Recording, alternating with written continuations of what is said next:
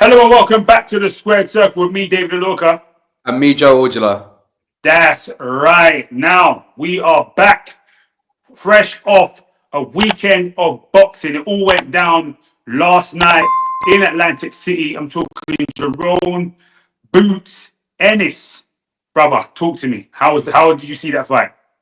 I was watching the fight live, and what a performance from Jaron Ennis.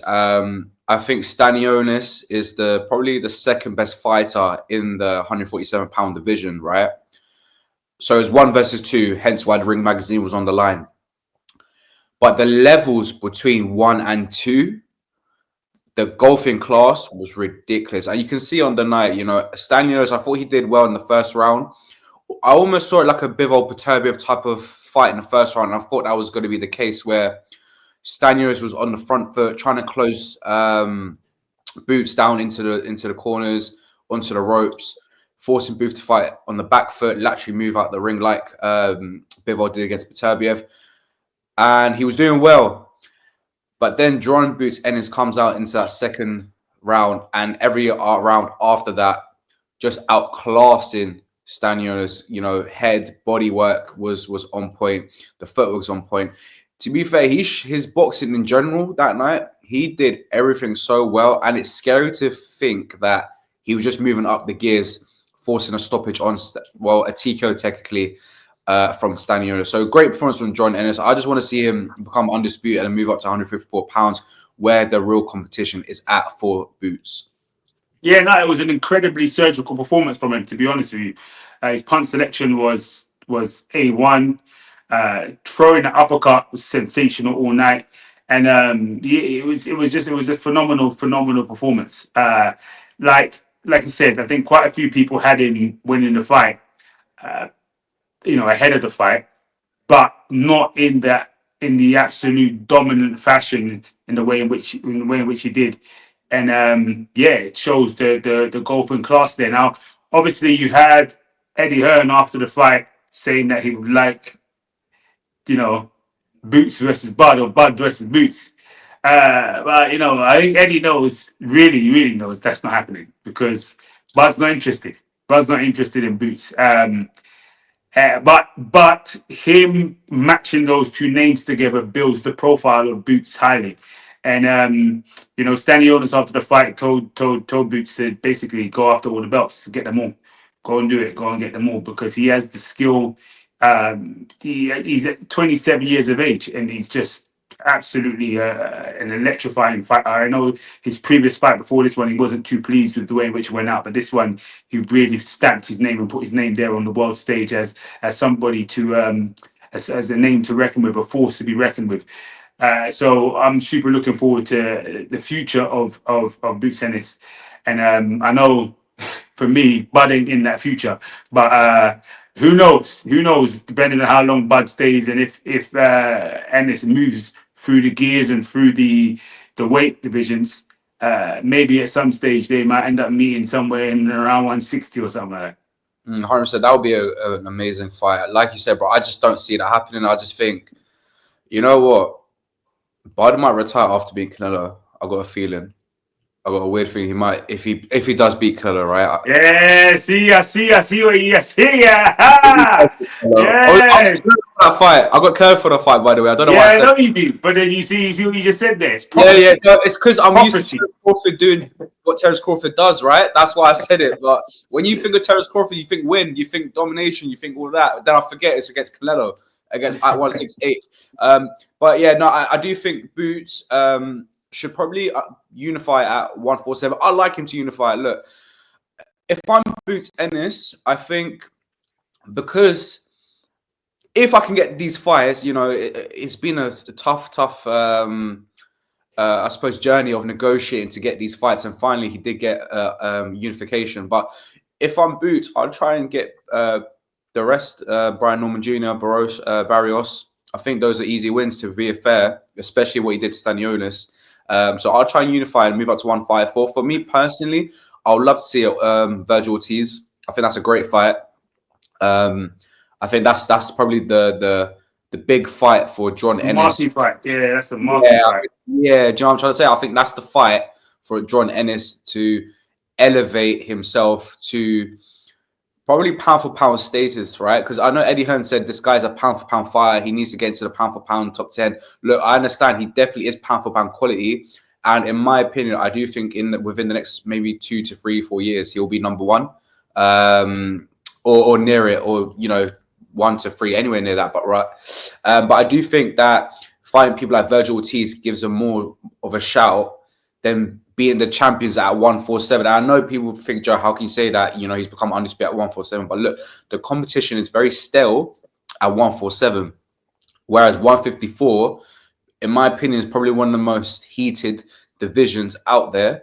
And competitive divisions out there, So there's a lot of fights at 154. There's a lot of wars at 154. So I think if Eddie Hearn can get the money up and, because Boots apparently took some money out of his purse to make sure Stanionis was compensated to taking this fight, right? So I like to see him at 154. And yeah, man, I just want to see Boots do what Boots does best and, just become undisputed and move up to 154, to be honest, bro. Yeah. Now I like the way you're learning and developing in your assessment of Eddie's words, because Eddie was calling him into pound for pound right now. Do you know what I'm saying? And I know how much you love Eddie. So typically you'd be like, yeah, listen, I'm riding the Eddie train, but listen, Yeah, pound for pound is a tough space Eddie, right now. It's a tough space now. 100. It's a tough space right now, and Eddie's got to do what he's got to do. He's got to promote. That's the whole basis of what he was saying. Do you know what a good fight that I think will be good for Boots Ennis? I think a fight that will be good for Boots Ennis, especially a profile fight that maybe wouldn't elevate his name because of the standard of opposition, but because of the name, I think will be a great fight. It's him against Conor Ben after that Ben fight. Yeah, I think that I think that'd be a very, very good fight. In terms of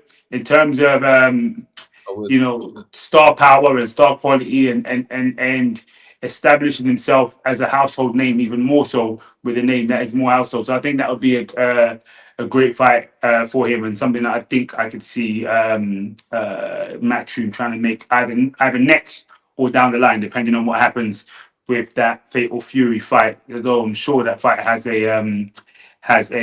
rematch. In fact, I'm not sure. It definitely has a rematch clause. But Joe, we're going to move on to other news and other things that dropped today. Today, at the crack of dawn, early this morning, Sky Sports previewed the gloves are off between Ben Whittaker and Liam Cameron. Now, we're going to have a bigger chat about this, maybe even tomorrow or during the week, about the fight, as fight week is about to be upon us. Now, what did you see? How did you take that gloves are off? It was quite spicy. A lot of cheeky back and forths. How did you see it? Mixed emotions, to be honest. I felt with Ben Whittaker, it's the same responses which I find completely childish. So, I know what he's trying to do. He's trying to deflect the hostility, the truth about the big question: did he quit? Right, with silly answers, and to me, it's just a I suppose a method of being. I don't really know how to put it in words, but basically, I just feel like he's trying to give silly answers because he's too uncomfortable talking honestly. Whereas he had a complete contrast with Liam Cameron. I believed every word he said, and I really enjoyed what he was saying. Now, a lot of people feel like Liam Cameron's kind of milking the win in his eyes, I suppose, against Ben Whittaker. But if I'm Liam Cameron, I'll do it as well. His life has completely changed. Now, in terms of the actual face-off, I thought it was good, but I was just to love to see some truth and honesty in Ben Whittaker, because he said, I think he said something like, if I'm not a man by 27, when will I ever be a man? But you're still showing childish traits, in my opinion, and I didn't really appreciate that as someone who really wants to know what the truth is. So at the end of the day, I still am not impressed in my honesty. But what did you think? Uh, I enjoyed it. I really enjoyed the back and forth there, because it was good because obviously, Mr. Cameron's been milking it. Yeah, it has been. And like you said, wouldn't be all. Who wouldn't be milking it? Who wouldn't be in a position where you've taken a whole high profile fight where you're supposed to be lamb to the slaughter? In the eyes of many, that didn't go down. That's not what happened on the night. In the eyes of many, you put this guy in the back foot. In the eyes of many, you kind of embarrassed him. You embarrassed the embarrassing person that usually embarrasses others. So of course, I'd be milking it as well. But it was good to see the person that's been milking it in front of the person that he's been milking it from, you know. Yeah, And the thing about Ben that we shouldn't forget, and this is it's all fun and games, it's all laughy and jokey, yeah. But what we have to remember is this guy is a top class boxer. Forget about the showboating and the exciting stuff that we see from him. Like, he's actually a top class boxer who should have been Olympic gold medalist, right? He's an Olympic silver medalist, lost that on split decision. He is a top class boxer. That's who he actually is. And mm, so for me, that first fight, I don't think he took Liam Cameron seriously. Now the question is whether he can overcome the confidence that Liam Cameron now has, because when you step into the squared circle, you step into the boxing arena, right? If you are not performing the way in which your opponent believes you're going to perform at that level, that skill gap that's supposed to be there, you indeed then give confidence to your opponent. And you're diminishing confidence from within yourself at the same time. And I think he was guilty of that in that fight, but also now. So now Liam Cameron in his mind believes that he can win. In fact, he, mm, he believes it more than he probably ever did believe it before. And so he, as in Ben Whittaker, has to overcome the confidence that he has given to Liam Cameron, you know, and that confidence that is given to Liam Cameron, that's something that he has to overcome, not only in the square circle, but right now, as in not even right now, it's too late now because freaking training's done, camp is yeah, done. But through camp, he should have been doing that. And the truth of the matter is, yeah, good on him. He went to go and get Andy Lee, sensational trainer. We've seen what he did with the likes of Joseph Parker. And I think it's a very good move. I know Liam Cameron was, going back and forth of whether he changed trainers because of him or this and that and so on and so forth. To be honest with you, it's irrelevant. It's completely yeah, irrelevant, the reason as to why. The truth of the matter is he's changed trainers and he's with a very, very, very good trainer. Not that his previous trainer weren't, because his previous trainer was. But for the Whittaker fight, he didn't enlist the help of his previous trainer. He was out here mm, just doing his own thing. Which I know when boxers are in control of themselves and their camp and their decision and the things that they're doing, it doesn't fare well for the boxer. That's the truth. It fares well for the boxer financially because they get to swallow more money, but it doesn't fare well for the boxer in the ring. And I think we're going to see a different Whittaker. I think we're going to see a different Whittaker in this fight. I know a lot of people are giving it to Liam to win it. But for me, I always use this phrase and I use it across many different sports and many different disciplines. And I say, the cream always rises to the top. And for me, Ben Whittaker is the cream. And I think, you know, like I said, we're going to talk about this in more detail during the week. But on Sunday, a week before it all goes down, that's where I'm sitting. 100%. I agree with you. First of all, his approach to his answers, the way he's answering his questions. Do you see confidence in Ben Whittaker's eyes? Do you feel the aura that he's going to do a job on Liam Cameron when you saw that face off? Because I look at the same, I can't work it out. Look, because I just would love some seriousness at times. You know what I mean? Like even when he was like, "Yeah, I'll quit." Like, and I think he said something like, "It didn't bother him the criticism," which is just a blatant lie, bro. You know what I mean? Like, of course the criticism bothered you. Otherwise, you wouldn't come out with the things that you. Yeah, yeah, to a certain extent, but to a certain extent, I'm with you, right? But the only thing is, you're talking about a guy who was evidently pissed, angry, uh, some people will say disrespectful towards the Olympics when he got his silver medalist, and he was criticized so bad for that, right? It was worse for that because it was in a national and a global scale, Yeah. right? The criticism he got off that was worse, and he still turned pro, still went out there, and still went and showed these things. So yeah, to some degree, yeah, maybe I get why people be like, yeah, well, obviously it definitely did affect you. But at the same time, I understand if it didn't, because he seems like he's quite a thick-skinned kind of individual who doesn't really care about what everybody else thinks. Because everybody else is just like, bruv, you seem so mad, ungrateful. You come on, you go on a silver medal, it's a big thing. In his mind, he was like, nah.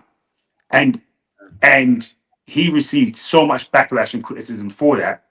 But he took it on the chin and came out, showed up and showed up. And I think that's something we're going to see from him this time round. I think Ben Whittaker's very misunderstood, and I might be one of the victims of misunderstanding him as well. But because at times I love the things he says. Like, there was a part where he said, I think Johnny Nelson asked him, "Is your career over?" And it was very uncomfortable for him. But then after he went, "I drew the first fight. That's a loss to me anyway." And I love that type of mentality.